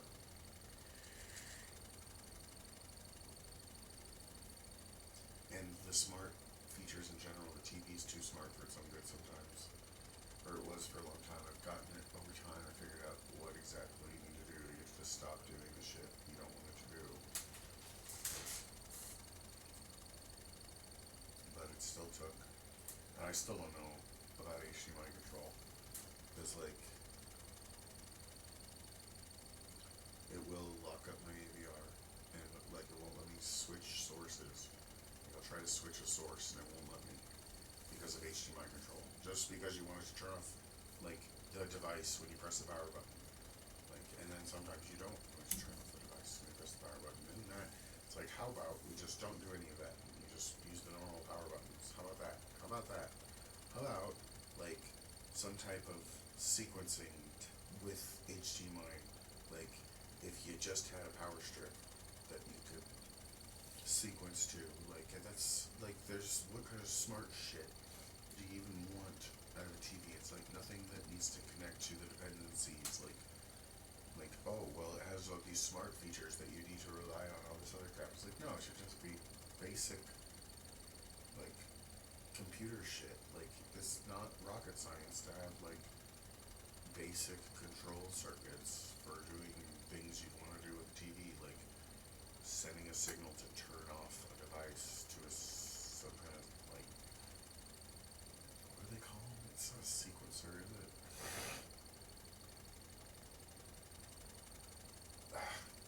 Relays. Just a relay. Just different stupid shit.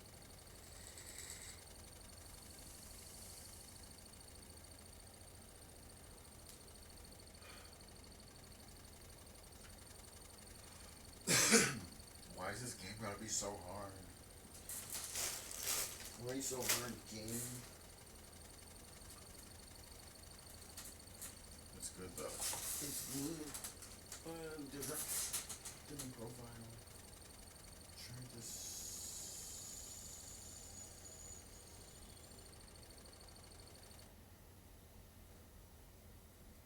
Input.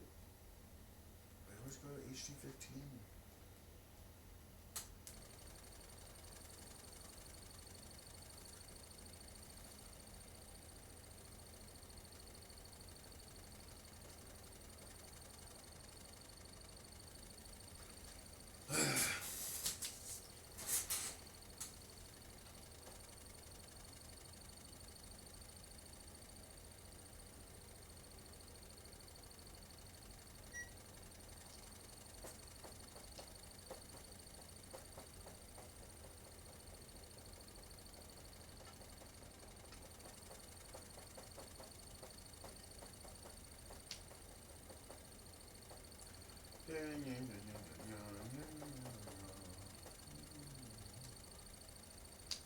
Christmas records are okay.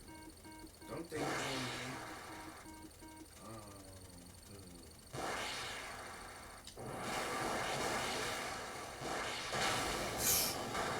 Fucking bullshit, man. It's like I actually hit the thing and then I get blown up. Because I hate your guts.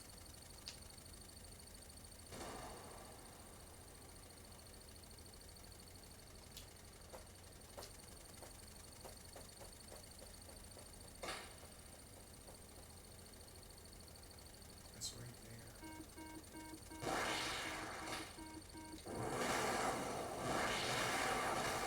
Go this way. Yeah, there you go. I don't like this controller. Something's wrong with the way that everything is. It's just, it's weird. It's too smooth or something. Don't shoot me.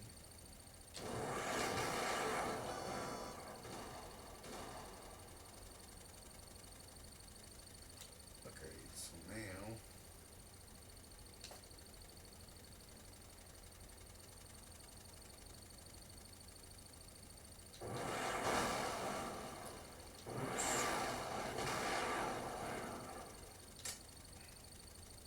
what's this?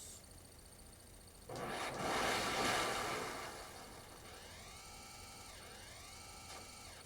I pick this one up?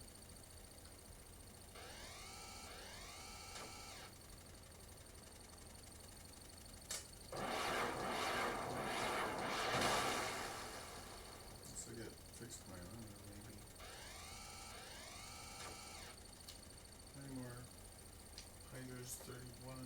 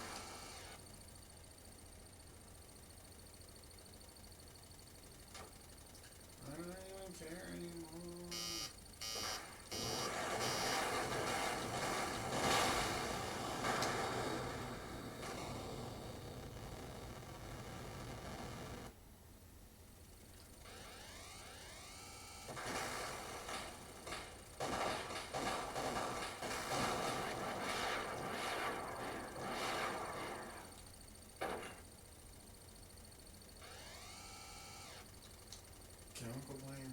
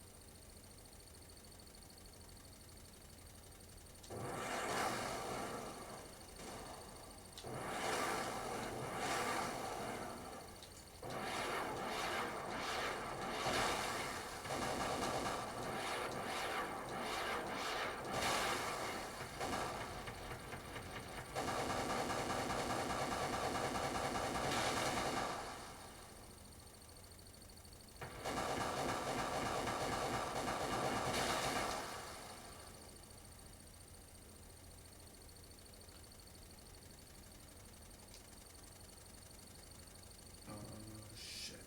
I don't even.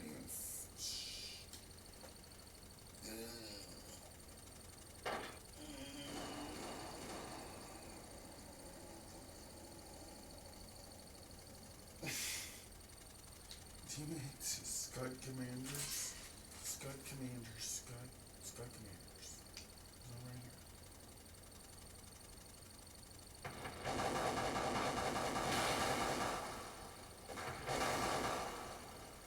No, don't.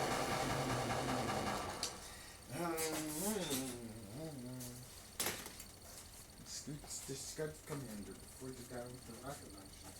It's the. Fuck you.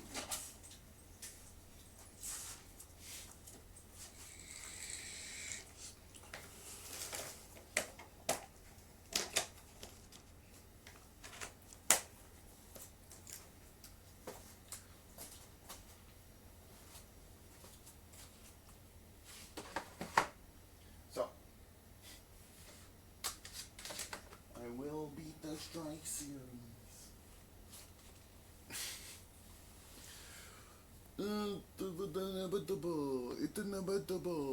Inevitable. What I want to do is just do I don't know, the thing with my receiver, it won't let me actually show this. It pisses me off. It's like, ooh, look, oh, it's HDCP. No, I can't open like the Denon menu. It's high definition copy protection. Don't share the menu for the Denon. The manual speaker setups. It doesn't show it. So like, right, I have 11.1 channels. Really, it's 11.4, but it's like, it's really just 11.1, because the 0.4 is really just directional base, so it maps the LFE for the channels properly to the subs if they're in four corners. Which is good, but I don't really need it, and I don't use it. I use the Dirac low frequency shit.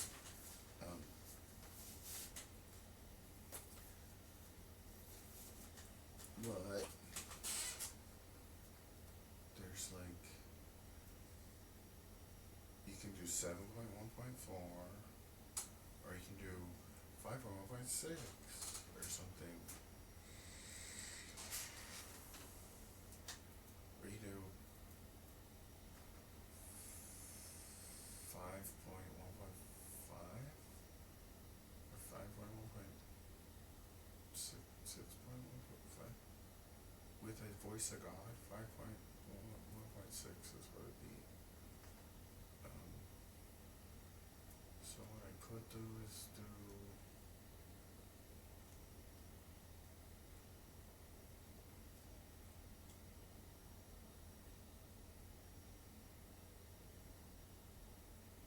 I really don't know. The standard is supposed to be 7.1.4. Like basically, That's what everybody said, but I don't think that's actually what it should be. But I'm not the one making everything, but like, it sucks because you can't do the easy thing that you want to swap. Like if you wanted to do both of them, it doesn't make it easy for you. Um,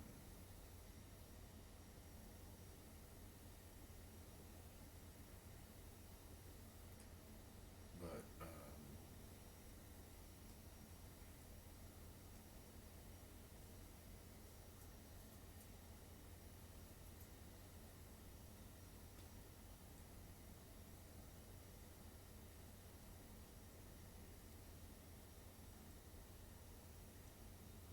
think what you have to do is like, how do you get the center? It's no. You have to do no, no middle layout, and then it lets you do two, a front high center, a front low center, and a voice of God. And then you do, it's basically like two 5.1 rings and a speaker directly overhead. And I was thinking about doing that, but the only issue is like it's not that one that's directly overhead. I don't really have a spot for it. There's a garage door opener right there. Like, what am I gonna put there? I could move it kind of further forward. What I was thinking was to get like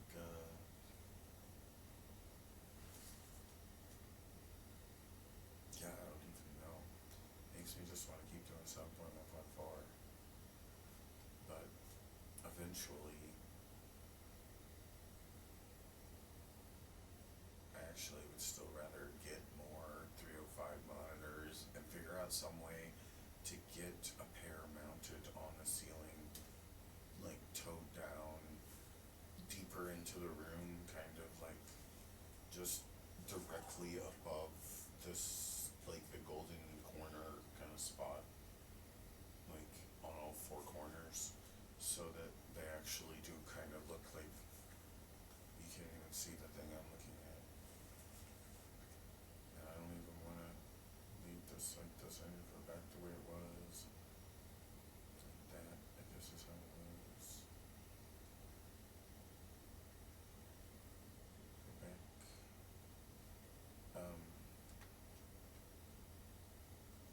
I had it 7.1.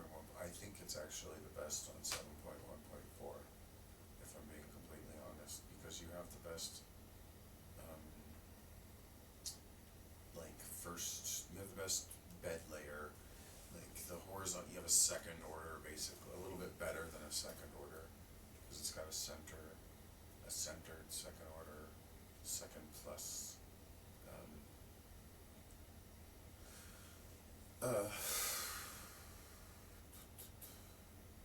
and then I just, blah. I want them directly over the speakers on the floor. Like it seems like it'd be best to have the, if you could get them like lined up directly on top of each other somehow, to have two of these bookshelves, one on the floor towed up and one on the ceiling towed down. And then your side surrounds could be kind of middle, equidistant between the bottom and the top, front and back, you know, so that it's like kind of making the 5 on the dice, on the 6-sided dice. You have the 1 in the middle and then 2 up high and 2 down low. So you could have that kind of shape on the front wall, the side walls, and the only wall that wouldn't have that shape would be the rear wall. So you'd have these 5 speakers on a cross on your front left and right wall, and they would all be in a cube. It's like a first order cube plus some stuff in the middle. But the thing that sucks is if they would just tweak it a little bit, you could actually fit the second order into it, minus the rear, but not that way. Like,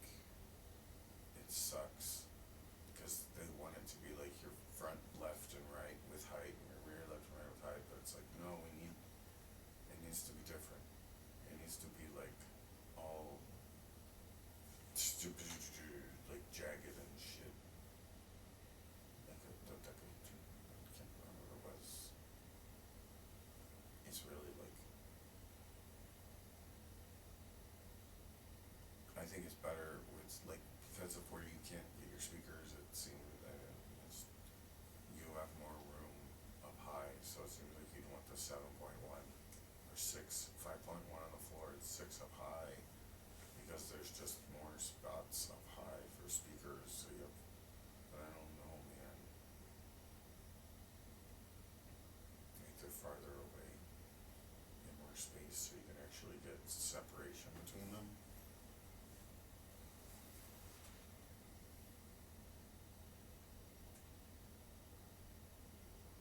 Ah.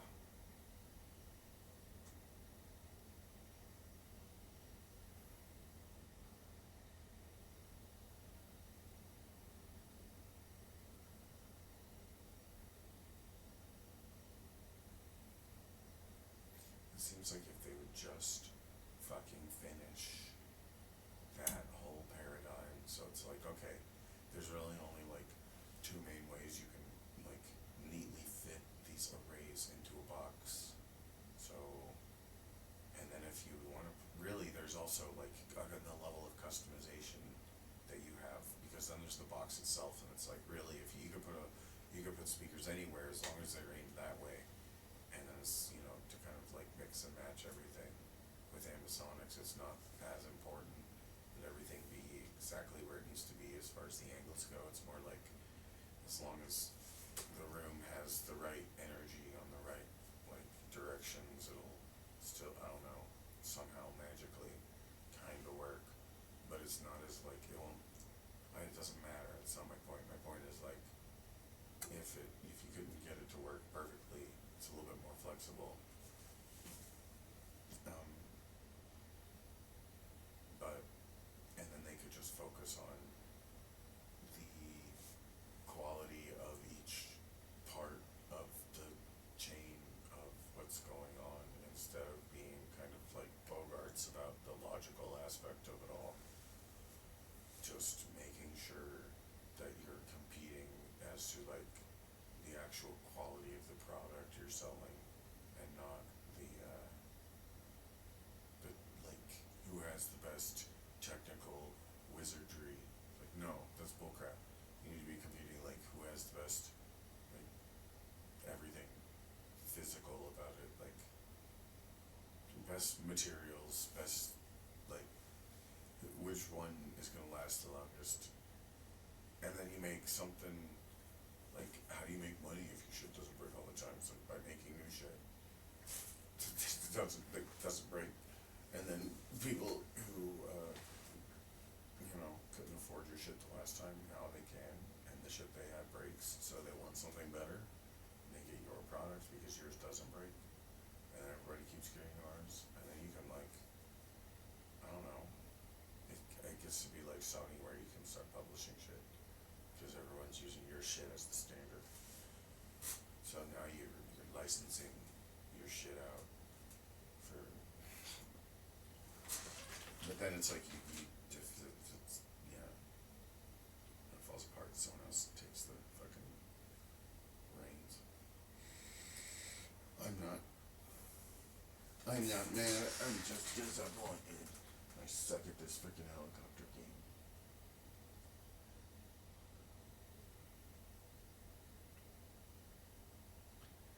Anyway,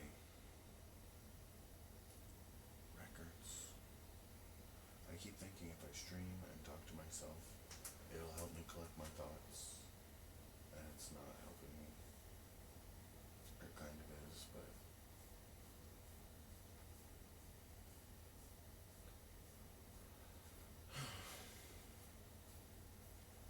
it's too much shit to think about. Um,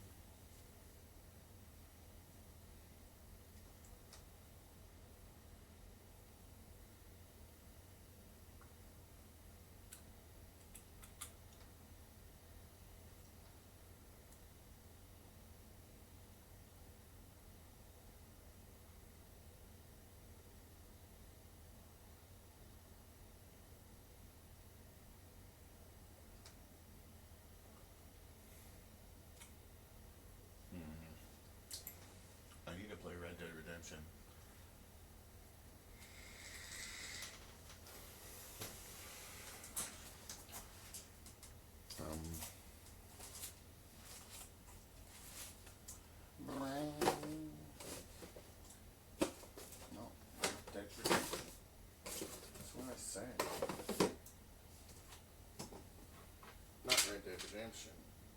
Red Dead Revolver. The original. PlayStation 2 game.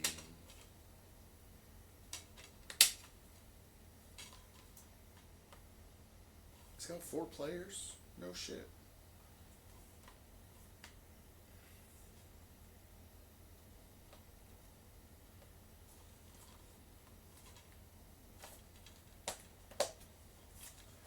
You get that multi-tap.